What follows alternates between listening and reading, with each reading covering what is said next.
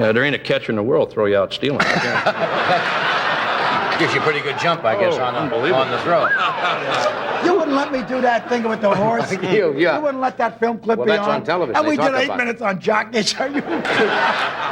They have commercials for it now on television. I know. I did terrible. It's dreadful. That's really terrible. We're going to take a short break here, and right now, McDonald's salutes the persistence and determination of America's youth. If you think Johnny Carson was always the man in control of The Tonight Show, these clips may make you think again. Because sometimes, all it took was one line in the wrong place, one joke that went a little too far, or one guest who simply refused to stop. And Johnny would break character right there on the air. This is part 2 of the moments when Johnny Carson completely lost control. Don't forget to like and subscribe before we begin. 1. The tomahawk joke that broke Johnny. Well, I suppose you know that on our 14th anniversary, we had to dig out. And I think that's probably one of the earliest sequences we ever had. Most of the stuff is gone, unfortunately. But I had taken that one years ago when that happened. And had in the glorious black and white. In black and white. And I said to somebody, I said, in New York, I said, make me a kinescope of that, a film. And then they did it. It was in black and white at the time. And I hid it away. And that must have been, 1964? 5, I think 1965? The moment Johnny Carson brings up the famous tomahawk bit, the whole mood changes. He is still introducing it with that calm Carson style, but everyone knows this was one of those moments that once made him completely lose it on live television. When we left it out 1 or 2 years when we didn't play it, and the people said, why? They wrote in, I said, why didn't you play the Ed Ames throwing the tomahawk? You gave me a 1-year reprieve, Johnny. I noticed tonight when Jimmy Stewart walked out, everybody stood up and applauded and gave him a magnificent ovation. And when I walked out, everybody went like that. That's what happens to me. In case those of you who don't know what we're talking about, years ago when Ed was playing in the Daniel Boone Show, That's Mingo right. the Indian, he came on in New York to give us a demonstration in the art of tomahawk throwing briefly. And we had a target set up, outline of a cowboy. Ed Ames jokes that if The Tonight Show went even a year without replaying that clip, people would write in asking for it. That old accident had become so big that even Johnny couldn't bury it. Ed picked up first shot, couldn't rehearse it, let go of the tomahawk and zonk right in the very embarrassing region. And the audience absolutely collapsed and laughed for 2 or 3 minutes straight. It looked like something we had done electronically, and you couldn't have done it again if you'd have stood there for a century trying to do it. You still hear about that all the time? You must, wherever you go. Everywhere I go. I have to tell you something. You introduced me a little, it wasn't quite correct what you said. When you said I didn't have my tomahawk, it wasn't quite true. This is where Johnny tries to tell the story as politely as he possibly can. But the memory itself is just too funny. The second he mentions the very embarrassing spot on the dummy, that serious Carson face starts to crack. No, You can't reprise that. What actually happened was, I was down a year or two ago in Dallas, and they had the WCT tennis tournaments. And I went down as a guest, and I was going to do an exhibition. And that night, I was elected to present Arthur Ashe with his $30,000 balls. Was that the one he brought on the show? He had a solid gold regulation-sized tennis ball, but it was solid 14. Johnny admits that the entire studio laughed for 2 or 3 straight minutes. It wasn't scripted. It wasn't planned. It was just one perfect accident. So absurd that even Johnny couldn't bring the room back under control. And at the same time, the jeweler who made those up made me a little token of the evening's occasion. You can take a close shot on that. Can you see that? Hey, and that's gold. A gold Yes, a little diamond chips. tomahawk. That's not bad. That was in memory of the wonderful evening? That was in memory of that evening. I wanted to use it on Arthur, but I figured history couldn't repeat it. Ed doesn't run from the old embarrassment. He brings out a little tomahawk as if he is placing the whole memory right back on Johnny's desk, and somehow turns that humiliating moment into comedy all over again. No, that was a wild, funny night, and I imagine wherever you go, you got to hear about that constantly, and to the point where you get tired of it, I suppose. Absolutely. Well, people, I drive up to get gas in a gas station, and the guy comes out and he asks me where my tomahawk is, and I park the car. I go into a restaurant. People always wanted to know why I didn't, why you weren't the target that night, John. Well, now I know. The show I would have ended my career in show business many years ago. Well, you could always take them. A mistake that once brought the studio to pieces is now a golden keepsake with diamonds on it. Only in Johnny Carson's world could one public embarrassment become a medal of comedy. Barbara Walters' job, you know.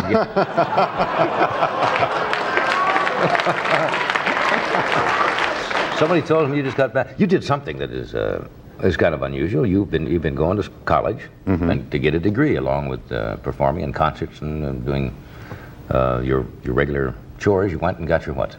I got my bachelor's degree at UCLA, right here in Los Angeles. Well, You know, a lot of people want to do that after they have been out of school for a while and say, hey, I should go back and get a degree or work for a master's, and never do it. And you went ahead and did it. Ed says he once thought about using the tomahawk again with Arthur Ashe, then stopped himself because of history. Johnny doesn't need to hear much more than that. Some disasters should never be given a second chance. Yes, it was a lot of fun. How's it feel being back in school now? Because you're older than, obviously, the other kids who are in school. Well, it was nice because I could always write home for money, you know.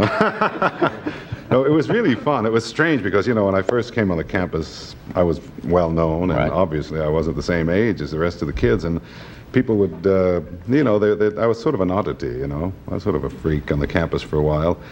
But as time went on, they got used to Bill Cosby, as you know, went back to get his doctorate. When Ed points out that Johnny wasn't the target that day, Johnny answers with one soft but very sharp line. He doesn't overplay it. He just drops the perfect response and brings the laugh right back to himself.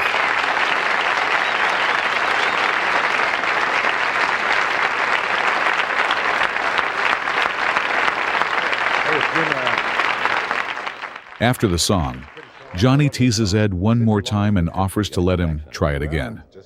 It is a small line, but it reminds the audience that the tomahawk joke is still one of those Carson moments nobody ever really got over. Right back. 2. Rodney Dangerfield hijacks the desk. And you know me, I love crowds. I mean, when I was a kid, my house was always crowded, always people around. You know, I come from a big old-fashioned, hard-working, stupid family. That's what I come from. What a dumb family I got. Are you kidding? I looked up my family tree. I found out I'm the sap. My old man, he was dumb too, my old man. He worked in a bank. They caught him stealing pens. Are you kidding? What a family. They want to use my family to make a sequel to Roots. They want to call it Fertilizer. Rodney walks out and immediately sets the stage on fire with the kind of self-deprecation no one else could truly imitate. His family, his father, even his family tree. He drags them all through the mud, while Johnny sits there knowing this night is not going to stay normal. Well, my doctor told my wife and I we should enjoy sex every night. Now we'll never see each other.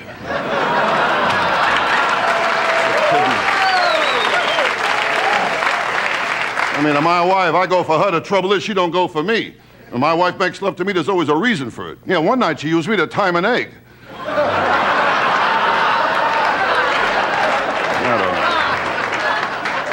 And my wife, she keeps me broke, too. It cost me $2,000 for her nose job. I'm sorry I punched her. No, I tell you, nothing goes right, you know. Well, yesterday was a beauty. I asked a cab driver, where can I get some action? He took me to my house. In just a few lines about his wife, the bedroom, and a taxi, Rodney turns married life into a cold, little chain of humiliations. Johnny hardly has to guide him anymore. Rodney is already driving the whole room straight into laughter. I got a kid home, he's getting worse. I got a real mean kid, you know. Well, he scotch tapes worms to the sidewalk, then watches the birds get hernias. Kid, you kidding? Now, my neighborhood, that's getting worse, too. I live in a tough neighborhood, you know. My neighborhood, you see guys bowling overhand.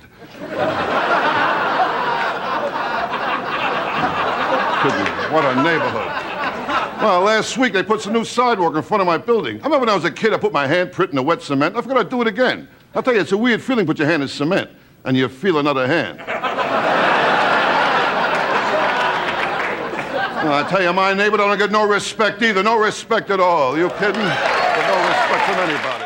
Rodney moves from a strange child to a dangerous neighborhood with the speed of a machine gun. The bit about the hand in the cement is exactly the kind of ridiculous image that makes it impossible for Johnny Carson to keep his polished host face for long. You kidding? I know I'm ugly. I stuck my head out the window, got arrested for mooning.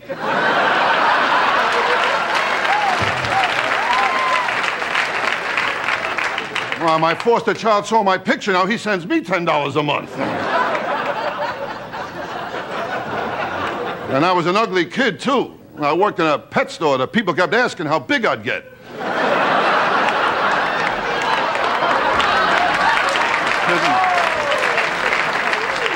Now, I went through a lot of things when I was a kid. I wore my father's hand-me-downs. It was rough. I had to unzip my fly to blow my nose. Yeah, kid, I went through plenty. With the first time I hitchhiked, I got beat up. I used the wrong finger.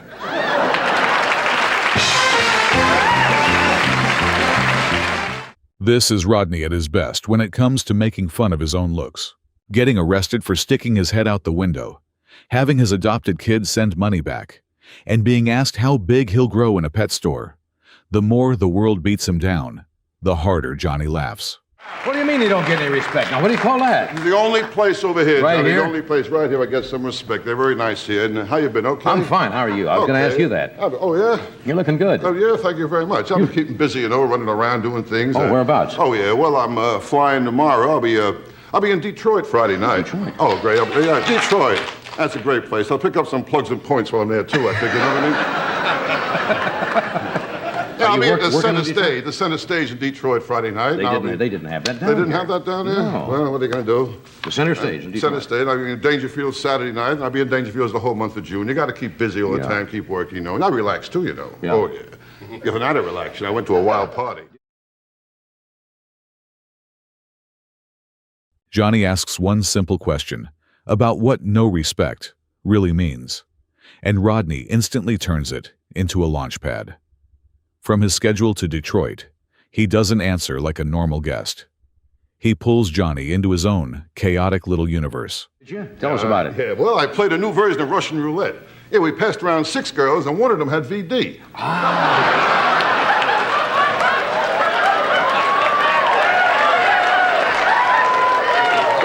Strong stuff. No, you got to relax, Johnny. I traveled too. I've been to Europe, you know. Oh, really? Sure. I was in England. English people are weird, you know. I told the cab driver I'd like to see the Queen. He told me later on he'll meet me for a drink. Weird people over there. Weird. And drinking, that's my big problem. Oh, I'm a still bad have a drinker. taste, Oh, yeah? yeah. I tell you, the other night in Vegas, I got loaded, Johnny. I shot dice. I lost $1,000. Oh. I got even, though. I stole 400 sweet and lows, you know. No, I'm a bad drinker, Johnny. I mean, when I drink, I don't know what I'm doing. Yeah. Rodney has barely settled into the chair before he starts throwing out jokes that get riskier and riskier. Johnny tries to keep the conversation on the road, but every turn from Rodney makes the interview chair feel more like a stand-up stage. The next day, I usually wake up in some strange place with a kid with an accent playing with my feet.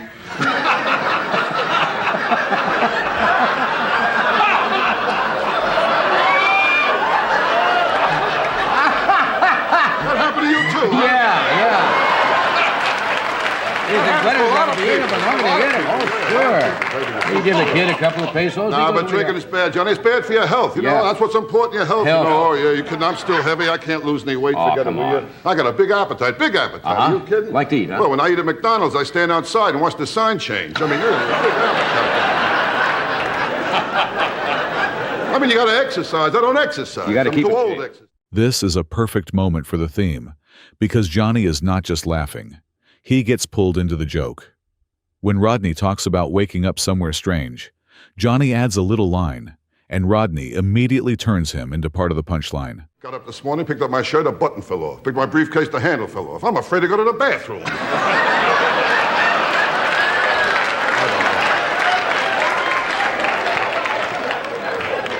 What do you want to do now? Just wait till you're done. Oh, Tough that's to work funny around. stuff. That's Thank funny you very stuff. much. You have lost a little weight, seriously, haven't you? Yes, I have lost some weight. Usually that happens before you're going to pass away. You know? After a non-stop run of jokes, Johnny almost gives up and asks Rodney what he wants to do next. Rodney only has to stand there and land one more joke about weight loss and death. And Johnny is left laughing, apologizing, and cutting to commercial. 3. Martin Short turns Carson into chaos. I brought you a little gift. I brought you a bottle of champagne, but if... But if you could do Betty and I a favor, maybe drink it on the way home. Yes, I will.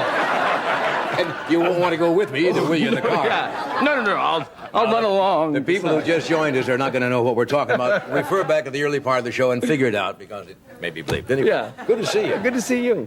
You had the nerve to come out and do her right away, huh? I'm a tremendous fan of this young lady here. And, of course, Ed, I've worked with... Martin Short walks onto The Tonight Show for the first time, but he doesn't seem nervous at all. With a bottle of champagne and one joke tied to something that just happened, he makes Johnny Carson laugh and turn to explain the whole thing to the audience. You're probably thinking, which Star Search was that? Yeah, but, yeah. Now, let's see, was that... No, that was with the David Steinberg show in Toronto. Ed was up there. It's right on. Yeah. Dude. David Eddy's show. You know, John, what's amazing to me about having Ed, we wanted to have Doc. Oh, we didn't have Doc and John, but to me, John. Oh, that's right. One of these days, David's gonna... That's right on. One of these days... It was amazing to me. Then it goes very low. And then it goes up again, John. He does have a speech pattern, doesn't he? Oh, my goodness. Is David from Canada, too? Martin doesn't answer like a first-time guest trying to behave. He immediately pulls Ed McMahon into the joke, does the voice, plays with the moment, and turns Johnny's interview into an unscripted comedy exchange. I used to do Jerry Lewis as a kid, and I used to do a very high, kind of high. Well, I don't know. But then I noticed that as Jerry got older, there was a kind of an attitude. And I found that it was easier if you did him, if you imagined that you were sucking on a lozenge. I don't know why. It's not that he does a lozenge. But it's like, so if you just have an imaginary lozenge and yeah, John, how are you doing? It's good to see. Betty! Hello! The hell out! Wow! But they know why. Then. Martin starts explaining impressions, like it is a serious lesson. Then suddenly turns Jerry Lewis into a bizarre bit involving a throat lozenge. Johnny Carson listens as the rhythm slips out of his hands. Martin has taken over the stage. And We'll get to that soon. Yeah. And I played Catherine's third maternal cousin. Right. Nelson Hepburn worked as a hot dog vendor in Central Park. And I would work there every day except Sundays. He'd say, Sundays are mine. They always were.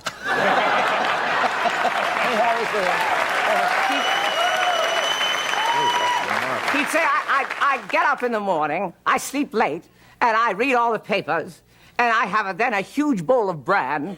The next few hours I'm indisposed, and I phone friends. Did you ever... It is flattering, generally, to be mimicked, or in person. This is Martin Short in dangerous territory.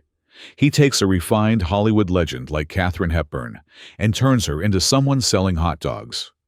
Johnny gets pulled into a kind of comedy that becomes funnier the more serious Martin makes it sound. There's certain people, you can't help, if you're going to do something, you really have to do all the different angles of them, you know, but no, I have not had, I do Robin Williams and Robin's a Friend, and, I thought he might be a little funny because it was all based on energy, and, it's wonderful to be here. Oh, here sounds like there sounds like your hair. Oh, what a wonderful sunset. Don't touch that hair, Mary, you don't know where it's been. And it's so fast. And he just kind of goes along and then goes crazy. Oh, look at that. Oh, there's Doc, like a nurse, hurt my arm. It's that wild stream of consciousness that goes through. He's so great. God. Yeah, he was on about a couple of weeks ago. Yeah. And absolutely got on a roll. And it was just like the things were clicking on and off. And I don't think he knew half the time what he was going to do when he got up. It started. Martin channels Robin Williams with that same wild energy, switching voices and directions almost faster than the audience can follow. Johnny doesn't just laugh. He has to acknowledge how Robin once came on the show and swept the whole room away like a storm. And I was very nervous. He was doing Camelot. And I had a tendency to always be tongue-tied. A goofball, basically, when I would meet celebrities that I admired. And so I decided that I was really going to, like, be intelligent and plan what I was going to say. And I went backstage after Camelot, and I said, Mr. Burton, I just want to say to you that you are an enormous presence on the stage. And not for 1 second did I feel that I was watching a movie star. I felt I was watching King Arthur. And I thought he would then say, thank you, and move on to the next person. But he didn't. He talked to me like a real person. He said, but did you not find the reverb was somewhat distracting? Did it not bother you? Was booming off the back speaker? Did it not bother you at all? And I said to him, thank you. Yeah, that was it. That's all you'd planned, right? And then he looked at me and said, and who are you? Been quiet, kid. Martin recreates meeting his idol, Richard Burton, as a small tragedy of nerves. That tiny, awkward thank you makes Johnny laugh because everyone knows what it feels like to want to sound smart, only for your own mouth to betray you. I have been walking on ball fields for 16 years. Remember that great speech? Yes, no, that's Yeah, that was my see, favorite. I only have 3 words. Who was the character you decided? It was Ed Grimley? Yeah. What is that, a composite of little this and little that? Oh, it was just a character, kind of a spirit, a very optimistic spirit, very excited to be here, I must say. Oh, give me a break being on the Tonight Show with Johnny Carson. No, I suppose that isn't making me mental, I must say. Give me a break.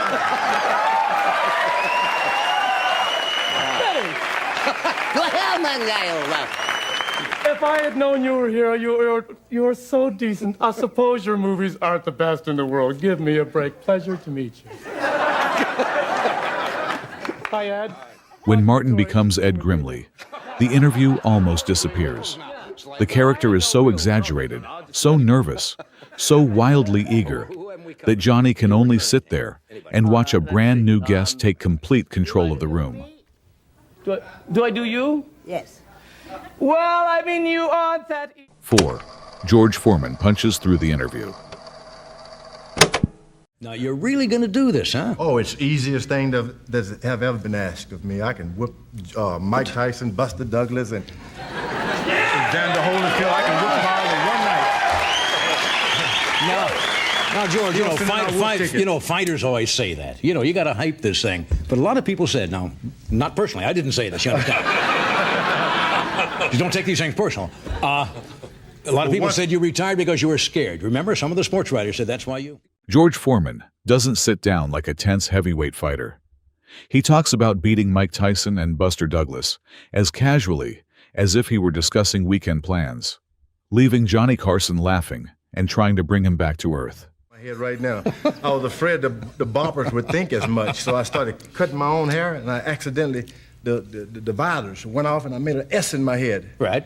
And I had to, from that point on, shave it all off to keep it even. Yeah. Because I didn't want to go into and listen to the boppers say I was scared. Yeah. Do you have to shave this every day? I shave it every day. Somebody told me. Now, somebody told me. It's not my view, of course. And I find nothing wrong with this.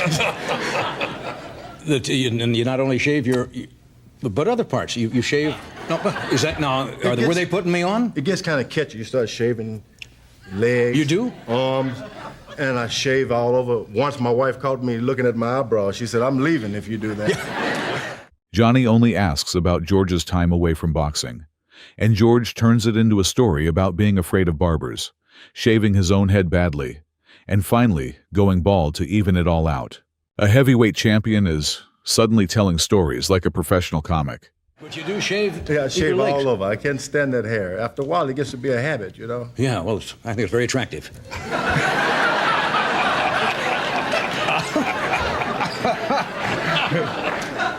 Now, what do you weigh right now? Well, let me tell you, when I went back into boxing, I was 315 pounds. When Johnny asks about George shaving other parts of his body, the conversation starts drifting far away from a normal sports interview. George answers with total calm, and Johnny can only laugh along with the oddness of it all.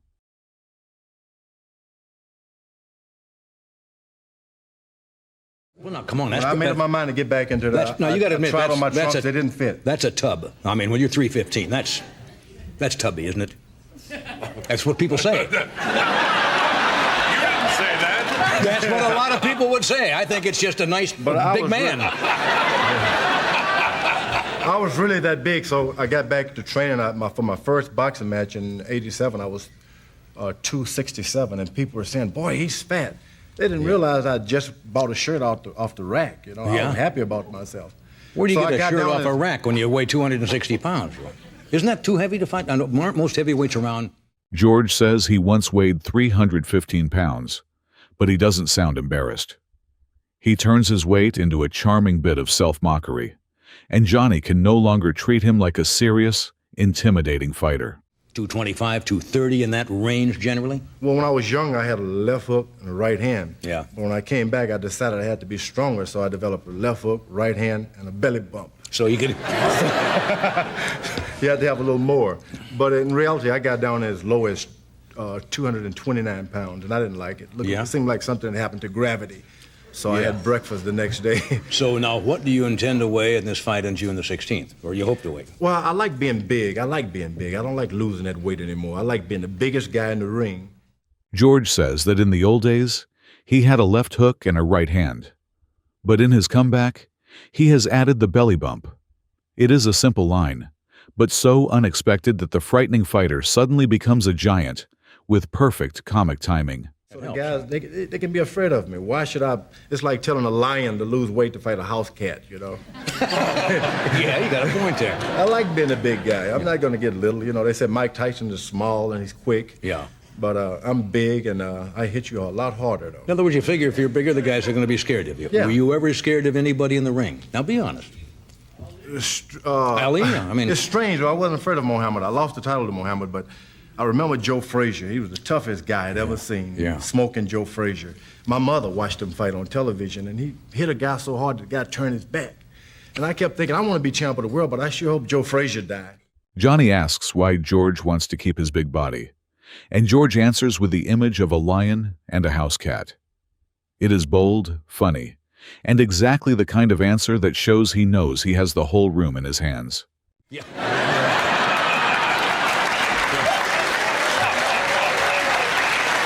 So I got in the ring.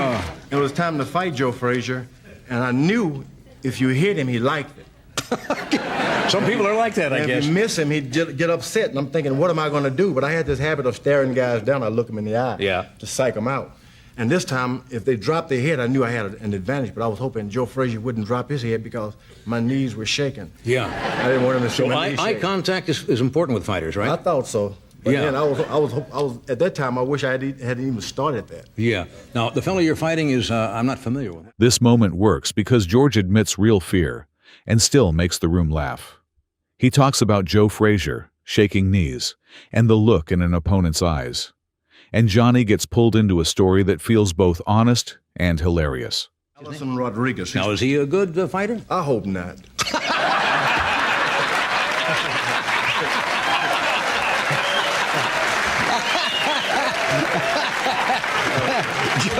Have you ever thought of going into comedy, George? I mean, that's a snappy comeback. You hope not. Well, I mean, you don't. It's got to be kind of competitive for the fans, doesn't it? I mean, this is not a what you call a bum of the month club or something like that, is it? Yes. It is. Well, in reality, what's his record? The sports writers are saying, look, George Foreman, he's fought 21 fights. Okay, he's won them all, but he's only fought stiff. So he doesn't even fight a fella unless he's on a respirator. Right. And I tell him that's a lie. He has to be 8 days off the respirator. When Johnny asks whether George's next opponent is good, George answers simply, "I hope not." The response is so dry and perfectly timed that Johnny has to ask if he has ever thought about becoming a comedian. We'll be right back. Here we are. 5. Jim Carrey's face takes over The Tonight Show. Within the first few seconds, Jim shows he is not just another impressionist. His face, his breathing, his eyes, everything starts changing right there in front of Johnny Carson's desk. A story about being attacked by a dog and turns it into a Jimmy Stewart-style tragedy. The more serious he makes it, the more ridiculous it becomes. until the whole room gives in. Jim Carrey. It was all of Hollywood taking turns living on his face. This is Jim at a dangerous speed. With a shift of the jaw, the eyes, the neck, he jumps from one star to another, as if his body has no bones. Celebrities. He is pulling them into a stranger, more twisted world, and somehow making the audience follow Kermit. The whole performance changes color. A childlike puppet voice suddenly becomes a major stage moment, and Johnny Carson is left watching a young performer take over national. Jim ends with music, movement, and voice all working at once. This is no longer just a television audition. This is the moment a new star introduces himself to America.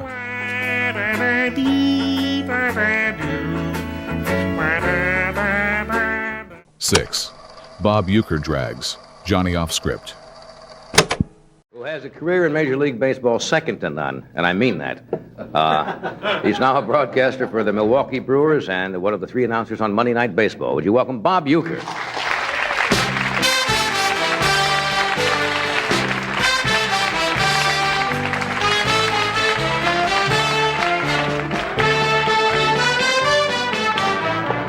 Welcome back. Gee, super show tonight. Isn't this? Oh, man. Yeah. Great. Good company tonight, but it's good to have you here. Oh, it's good to be back again. It's been a long time. I hear you on the Monday night games. Yeah, I keep showing up. You know, I tell you to go to Philly or L.A., someplace, wherever they tell you to go, that's where I go. Yeah. Bob sits down and immediately makes Johnny's desk feel looser. Baseball, television, touring, everything becomes dry self-mockery in his hands. And Johnny Carson has no choice but to laugh along. I didn't only want baseball. I wanted track and field, too, I guess. I think I was the youngest kid in Milwaukee to participate in a hammer throw. Manual training teacher. Zapped a ball peen hammer at him one day. No, but the javelin throw, I liked to throw the javelin when I was a kid. Yeah. And neighbors used to get upset about that, you know. Of course. They had a shingle house, it'd stick right in there. But the hammer throw, I threw a 16-pound hammer. I was 15 years old, a freshman year in high school. I threw a 16-pound hammer. I was the youngest kid in Milwaukee to throw a 16-pound hammer. Yeah. Bob tells the story of his athletic youth like a legend of failure. He became the youngest boy to throw the hammer, and also the youngest boy to wear a truss. Were you injured like a lot of ball players? They always seem to retire because of injuries. The elbow goes or the legs go. Were you plagued by any injuries when you played at all? I think for me it was more my hands than anything else. Well, you were a catcher. Yeah. You know, you go in a bar after a ball game and you're sitting there 3-4 hours popping a few, and sooner or later somebody's going to step on your hands, you know.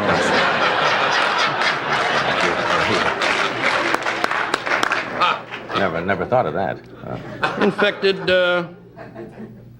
earlobe.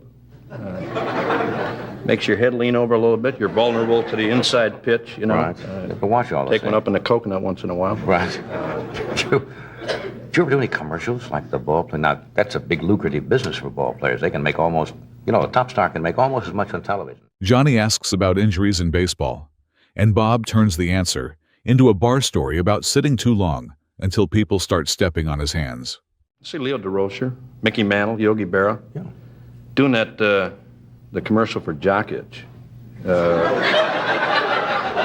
which years ago you couldn't talk about. You know, Right. you couldn't say things like that, and Jock Itch was a problem.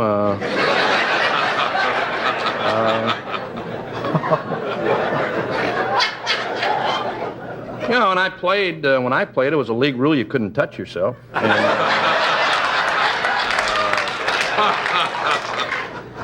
I think the guy that... How do you fix your hat? Well, you can't... Bob talks about an itch treatment commercial with such calm confidence that Johnny tries to keep the rhythm together. Even as the subject drifts into a place, late-night television probably shouldn't stay for too long. Like when they did your laundry. Right. Instead of rinsing the soap out, they leave the soap in there, you know?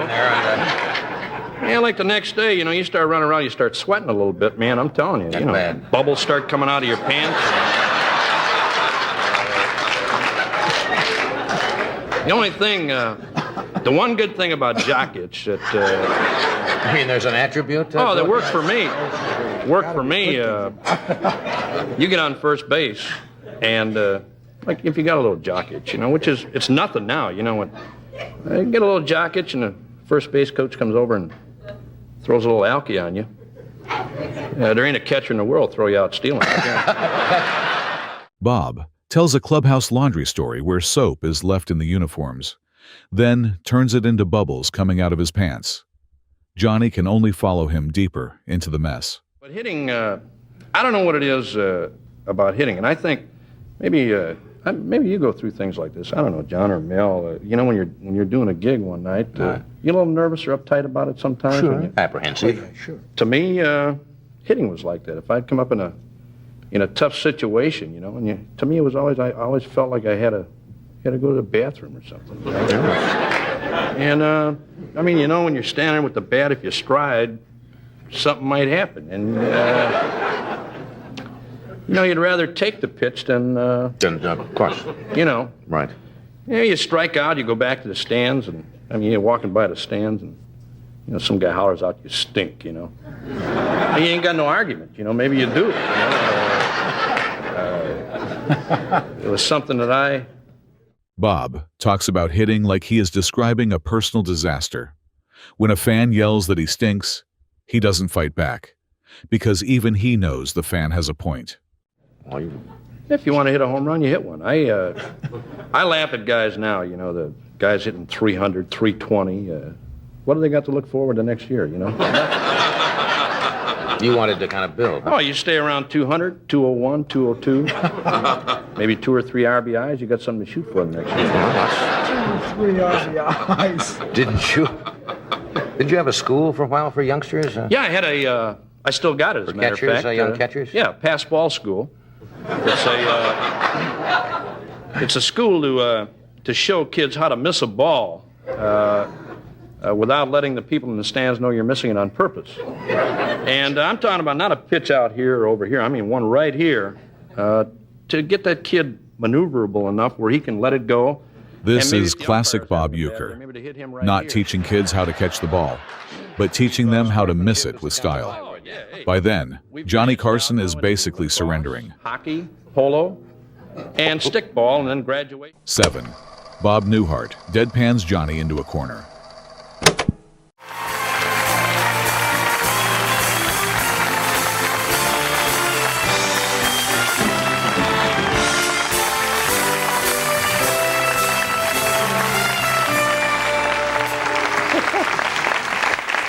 You see, I don't lie out there during the monologue. No, I just happened to mention... The last thing I said is I headed through the curtains, right? Well, I have seen shows where the monologue didn't go all that well, and I felt a certain testiness crept into your attitude toward the rest of the evening. So I was kind of pulling for the monologue. So if the monologue sets in, you know that everything is going to work okay. For me, yeah. Bob opens with that gentle, harmless face. But every line feels like he is testing whether Johnny Carson survived the monologue. It is light, dry, and just enough to knock Johnny out of his safe host rhythm. Not the hottest audience in the world where the applause die out before you reach the star spot. And you've got to walk that extra couple feet by Then you know yourself. you're in trouble. Yeah, but this is a hot audience. Oh, if they're hot tonight. I'm not currying favor with No, them. I understand that. I'm also not here to plug anything. I mean, it's not crass commercialism that brings me here. I enjoy talking to you, and I know you do. I'd rather talk at home, but this is the only place anyone can talk to you. So I have to. I have nothing to plug. I have absolutely nothing to plug. I don't have No any albums, dates. no pictures, I have nothing coming up. no in the hotel next... dates? No. Well, you don't do much of that anymore because the show takes all your time, right? Well, it takes a lot of the time. Yeah. I travel on the road. I mean, I still do one-nighters. Right. That kind of thing. But nothing to plug. Bob says he has nothing to promote, then calmly explains that this is the only place where he can actually talk to Johnny Carson.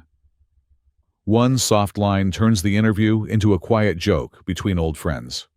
Someone once said that more funny things are said at a cocktail party in Paris than in the entire year in Germany.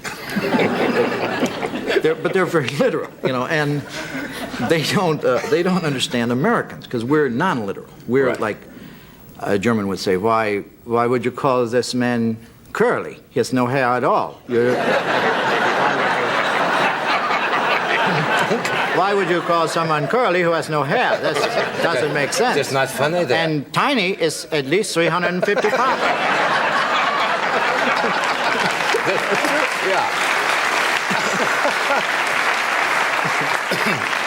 Yeah, Dick Cavett was telling me he appeared on a German television show once, and it was horrendous because he would try to say something amusing, and then the guy in Germany would say, "Ich and so forth, and the people just sat there. And because it was probably some play on words or something, it meant absolutely nothing. Well, even when, like the Volkswagen, I got the feeling when they made it, they say this is one of the finest cars, it's a very economical car. And you say, well, what are the little holes in the side for? That's ventilation. That's for ventilation. Bob pulls Johnny into a funny little analysis of Germans and their very literal way of thinking, especially when faced with a name like Curly. The more seriously he explains it, the more perfectly Newhart it becomes. They do speak English. That's right. Of course. Right. Now, the point is that the cultural things in England, certain speech patterns, rhythms, and so forth, are different there. True. Even though it is a foreign country. It certainly is. And, you could refer to, I guess, somebody from England as a foreigner. Sure. Have you ever worked in England? No. Yes, I have. Okay. Yes. Now, my next question is, because they didn't give me this job because I don't know how to ask questions. You can see why so many guys have dropped along the way. That's right. They don't know how to ask questions in any kind of sequence at all. Incisive, deep, penetrating, and that's an audition that you have for this. Mm-hmm. So my next logical question would be, how did you do there? Very well. Johnny tries to ask about performing overseas, but Bob immediately catches him on the logic that England is also overseas. Johnny has to defend himself, while Bob wins the moment without ever looking like he is trying to win. It died. It died. I shouldn't have interrupted you. I don't know why I do that. But it was a thing on a guy going to like Venus or Mars, the first civilian. And he then comes back and he's being interviewed on his impressions of Venus or Mars. And he goes to Mars and they ask him, are they more advanced than we are? And he said, yes, I would have to say they're more advanced. And the interviewer says, how? God bless you. The interviewer says, how far advanced are they? And he says, I would say 6 weeks. 7 weeks. Because I remember when I was up there, they had the double-edged blades, and then when I returned, it was like 6-7 weeks before we had the double-edged blades, and that was one that died. But the premise is wonderful. I think so too. But when you said 6 or 7 weeks, the audience just sat there waiting just stared. It also went on from there. It got worse. He said, well, how would you describe the Martian people? He said, well, Martian, they're very small people, by the way. He said they're very small and they only have one ear. And a guy came up to me, we were at a cocktail party, and he asked me, could I loan him $5? So I loaned him $5, and I ran into him 2 weeks later at the same cocktail party, and he avoided me, and I went in to put my coat down on the bed, and he was there, and he avoided me. So I would say Martians are cheap,